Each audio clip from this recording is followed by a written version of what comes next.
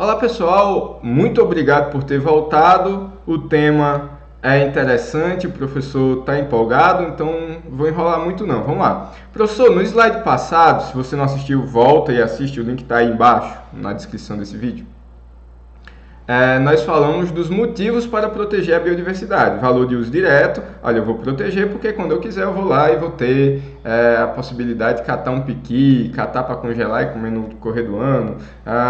Ok, eu vou ter um peixe no rio, então por isso eu protejo. Eu não vou comer lagosta pequena porque ela ainda não reproduziu. Eu vou dar preferência àquela lagosta maior, que foi devidamente capturada na natureza, que teve o tempo de reproduzir, de manter a existência da espécie. Ok, valor de uso direto. Eu protejo porque eu quero ir lá buscar, eu quero que tenha por muito tempo. Valor de uso indireto, eu protejo por tudo aquilo que representa para mim de uma maneira indireta. Então, os serviços ambientais. Olha, eu não vou matar as abelhas porque as abelhas fazem uma polinização para mim. Olha, eu não vou desmatar porque essa mata, graças a ela que eu tenho uma nascente com água, eu tenho uma boa qualidade do ar. Temos o valor de opção. No futuro, nós vamos conseguir usar melhor essa biodiversidade, dela extrair inclusive mais benefícios para nós mesmos, e nós temos também o valor existencial. Eu protejo porque aquela espécie ela existe. Beleza, mas proteger de que, professor? Eu tenho algumas ameaças a essa biodiversidade, entre elas a destruição. Infelizmente, nós, enquanto espécie, temos destruído a natureza, nós temos destruído os ecossistemas no intuito de dar espaço para as nossas necessidades. Então, eu retiro ali 200 espécies que tem naquela floresta próxima a mim para plantar uma, duas, fazer uma monocultura de feijão, sei lá, agricultura de feijão e milho. Então, olha o quanto que eu perdi em questão de diversidade. A gente destruiu bastante. Vê aí em 1500 para cá o quanto que o Brasil não já perdeu. Não precisa ir até os portugueses não. Vê o que aconteceu com a Amazônia, ou está acontecendo com a Amazônia. 2016 para cá, só recorde em cima de recorde de desmatamento. Então, a fragmentação. O que é a fragmentação? Vamos imaginar, e todos sabem que eu tenho uma péssima vocação para o desenho com a mão. Imagine aqui tentando usar um recurso no computador, mas vamos imaginar que isso aqui fosse o Brasil. E aí a gente, hoje, em vez de ter todo um Brasil ocupado por sua diversidade natural, nós temos uma Amazônia ainda considerável, aí nós temos uns resquíciozinhos de semiárido, nós ainda temos uns pedacinhos de cerrado, nós temos coisa pouca ali da Mata Atlântica, situações bem pontuais. Nós temos um Pantanal meia boca, nós temos uns pedacinhos ali do Pampa. E aí, professor? E aí, meus amigos, vamos pensar, por exemplo, na onça. E sabe-se que a onça pintada ela chega a andar mais de 100 km por dia, em média 80, na procura de água e comida. Então, vê o tanto de caminho que ela percorre num dia só. Se fosse em linha reta, era quase aí do Juazeiro para o Mauriti. Então, num dia. Estima-se que uma onça pintada ela precisa de pelo menos 40 km quadrados para conseguir ter ali seu território de caça, se alimentar adequadamente. Okay. Mas o que foi que a gente fez? A gente deixou uma nesguinha ou outra de terra para ela.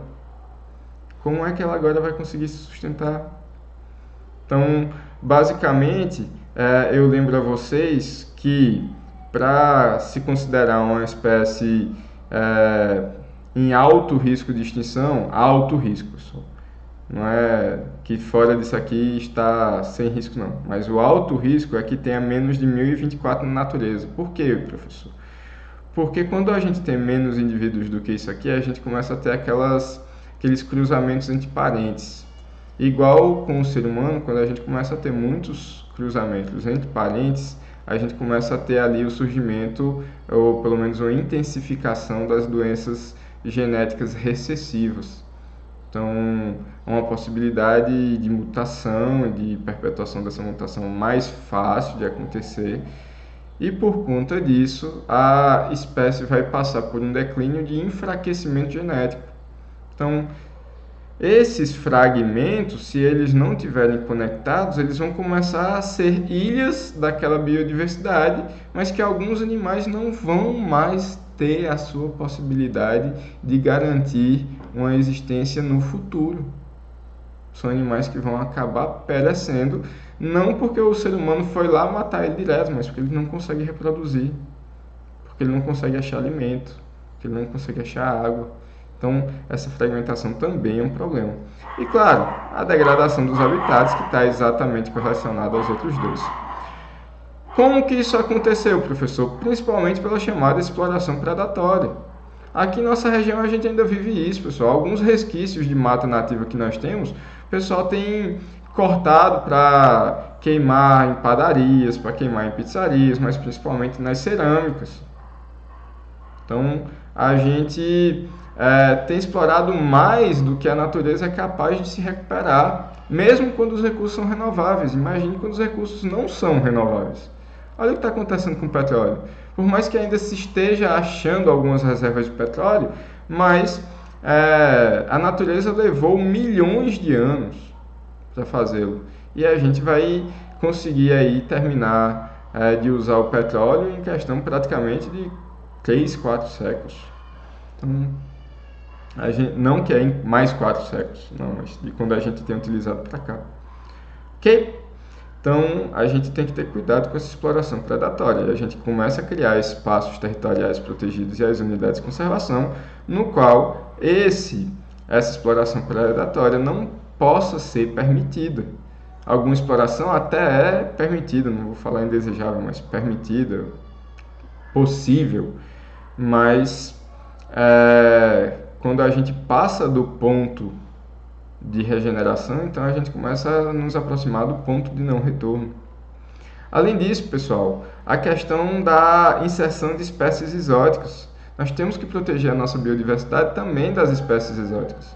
Olha o que o pardal faz. Existe aí uma lenda de que o pardal ele foi inserido no Brasil por um prefeito da cidade do Rio de Janeiro, que ao receber o prefeito de Paris, o europeu falou, olha, para ser Paris só faltam os pardais. Ele disse, não seja por isso, trouxe. Aí o danado pardal vai destrói o ovo do ninho, quebra o ovo do passarinho nativo, do canarinho da terra, por exemplo, para não ter concorrência. Além do mais, ele não tem um predador nativo em nossa região, em nosso país. Então, ele conseguiu proliferar de uma maneira que praticamente hoje é uma praga. Então, a gente tem que ter cuidado. Mesmo animais domésticos, aos quais nós somos muito afeiçoados, os mais comuns, cachorros e gatos, quando eles são abandonados na rua e começam a formar seus próprios grupos, suas próprias matilhas, elas colocam em risco também. No intuito de achar sua sobrevivência, eles podem começar a atacar os animais da nossa fauna nativa e colocar em risco. Então, muitos pássaros também hoje na nossa região têm enfrentado muitos problemas com gatos de rua, gatos que foram abandonados.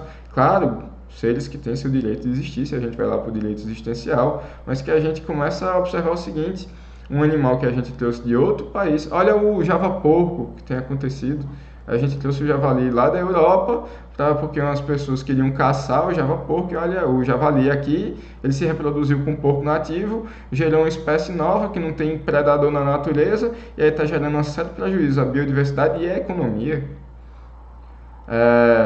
O porto, salvo engano, de Tubarão teve problemas seríssimos anos atrás, por conta da proliferação de um molusco que veio na água de lastro de alguns navios, e esse molusco estava começando a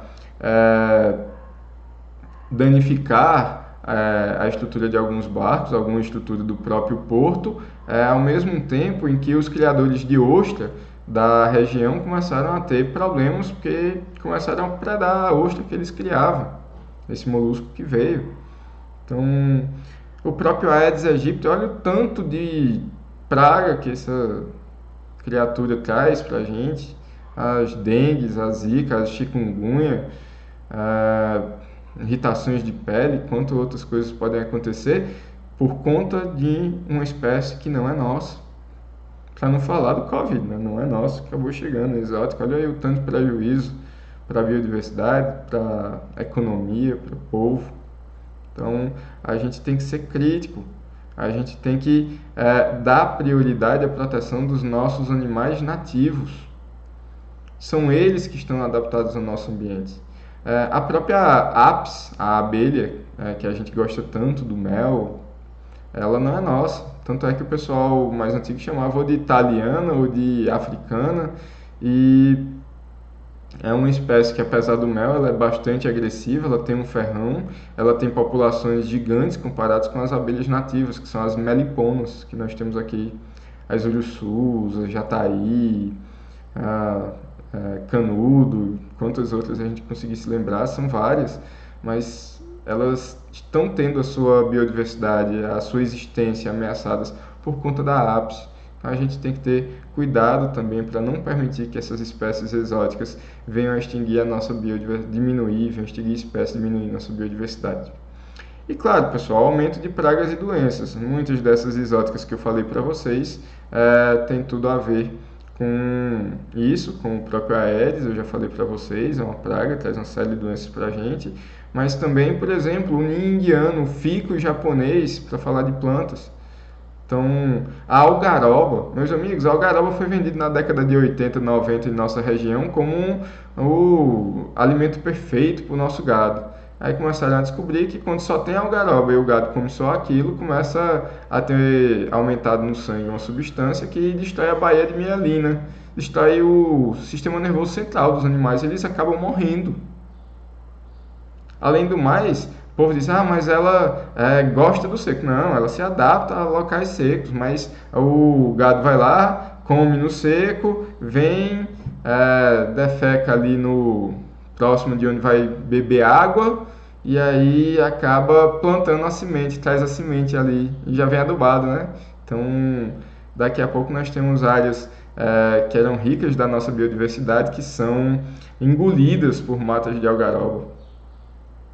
Então, tudo isso aí são pragas, são doenças que têm trazido prejuízos à nossa saúde, à nossa economia, à nossa biodiversidade. As próprias doenças também, como nós sabemos, muitas das nossas espécies, muitos inclusive dos humanos que estavam aqui anteriores à exploração, os povos indígenas não têm resistência a muitas dessas doenças, acabam sendo muito mais vulneráveis. Então, quando a gente também cria essas unidades de conservação, algumas delas como as estações ecológicas, que quase não permite visitação, elas tendem também a criar um corredor sanitário que impeça a entrada dessas pragas, a entrada dessas doenças nesses refúgios.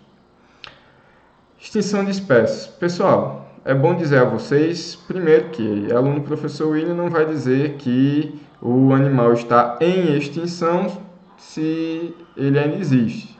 Ele está ameaçado de extinção. Em extinção ou extinta quando já acabou, não existe mais, ok? Então, mas eu devo dizer a vocês que a extinção de espécies é um processo natural. O próprio Darwin já revelou isso há muito tempo. Sobrevivem aquelas espécies normalmente as mais adaptadas, não é questão do mais rápido, do mais forte, do maior, enfim.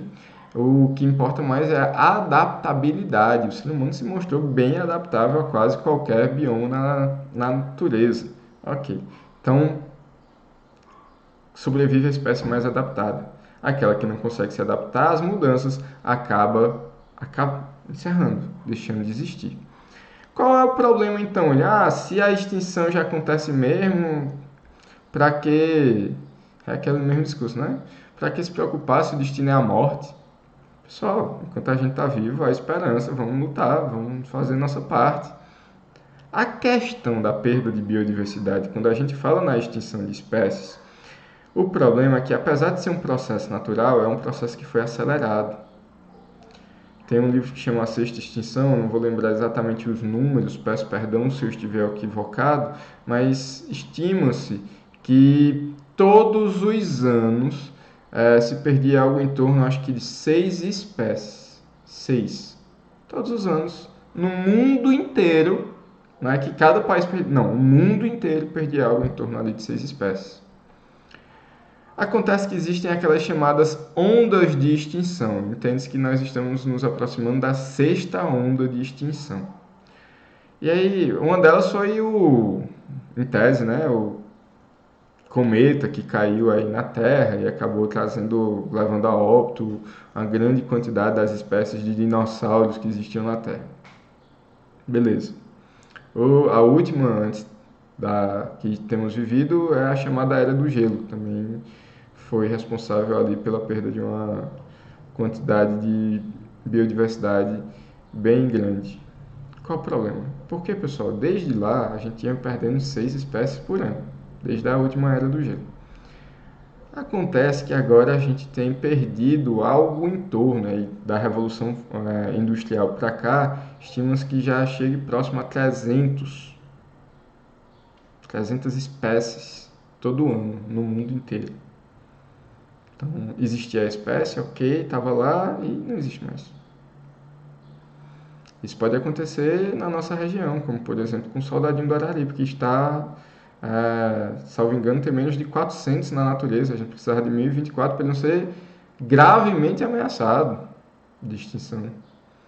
Então a gente acelerou desde a Revolução Industrial a extinção das espécies. E por conta disso, nós temos que encontrar maneiras de frear um pouco disso. E para frear um pouco disso, no próximo bloco, a gente começa a aprofundar, ou pelo menos a introduzir o assunto unidades de conservação. Não sai daí, bebe no máximo a água e volta, pessoal, até já.